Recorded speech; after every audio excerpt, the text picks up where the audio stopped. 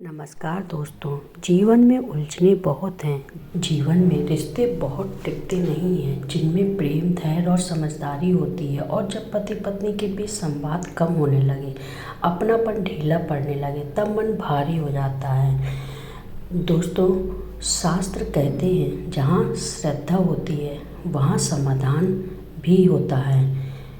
दोस्तों, आज उसी समाधान की बात कर रहे हैं। ना किसी को बांधने के लिए, ना किसी पर अधिकार जमाने के लिए, बल्कि प्रेम को फिर से जगाने के लिए। दोस्तों, शादी के आरंभ में जो मिठास होती है, समय के साथ जिम्मेदारियों में कहीं दब जाती है। मोबाइल, काम का तनाव, बाहर की भागदौड़, इन सब के बीच मन भटकता है।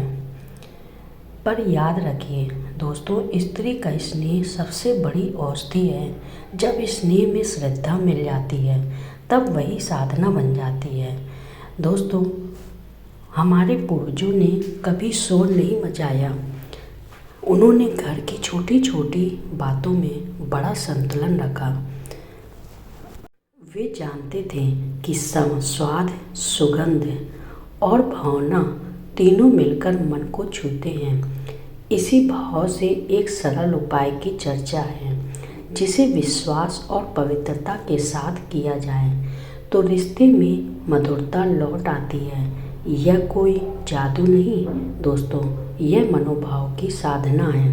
दोस्तों, ध्यान से सुनिएगा, लास्ट तक जरूर जुड़े रहिएगा। रोज़ की चाय वही चाय जो आप प्रेम से बनाती हैं, उसी में अपनी भावना मिलानी है।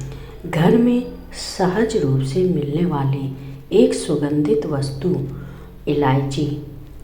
दोस्तों, इलायची स्वाद बढ़ाती है, मन को शीतल करती है और संवाद को सहज बनाती है।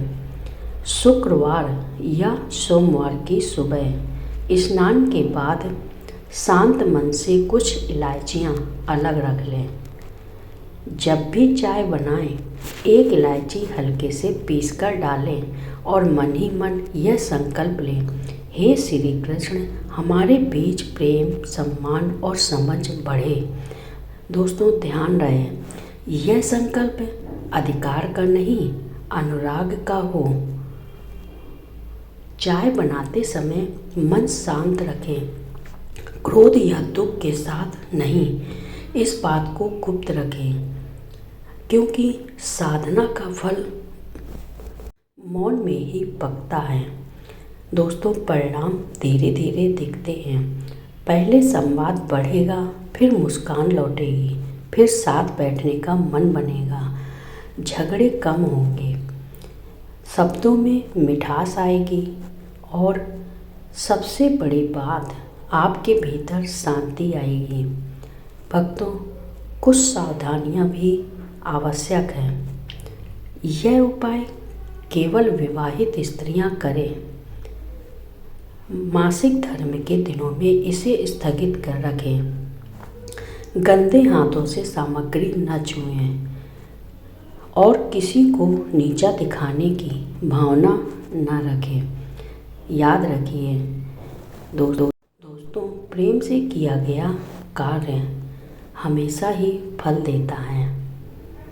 और यदि कभी घर में भारी तनाव हो, उस दिन साधना न करें। पहले वातावरण को शांत होने दें, धैर्य रखें, क्योंकि रिश्तों में परिवर्तन क्रम से आता है, श्रद्धा से आता है। दोस्तों, इस साधना का लाभ यह है कि सम्मान बढ़ता है, भरोसा मजबूत होता है और मन की दूरी घटती है। जब पति आपकी बात ध्यान से सुनने लगे, आपकी राय को महत्व दे, तो समझिए साधना सही दिशा में है।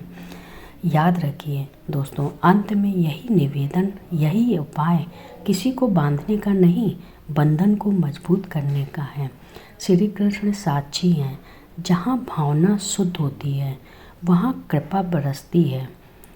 और विश्वास रखें कि संयम रखें और प्रेम को कर्म बनाइए। श्री कृष्ण अपने भक्तों को प्रेम और विश्वास का संदेश देते हैं। आज का संदेश यही है कृष्ण का, अपने हृदय में करुणा रखिए, अपने शब्दों में मधुरता रखिए और अपने कर्म में श्रद्धा। कृष्ण की कृपा से आपका गृहस्थ जीवन आनंद और संतुलन से भरा रहेगा।